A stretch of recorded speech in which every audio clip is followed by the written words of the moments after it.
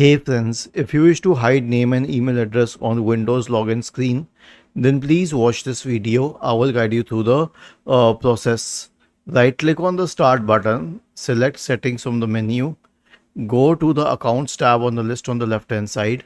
In the right pane, scroll down and select sign in options.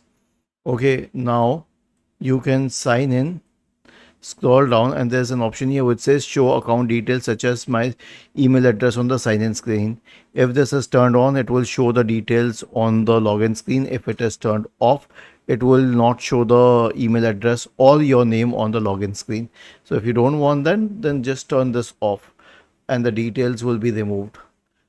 So was this helpful? If yes, then please subscribe to the channel. If not, then let us know in the comment section of the video on how we could help you further. Thank you for watching this video and have a nice day.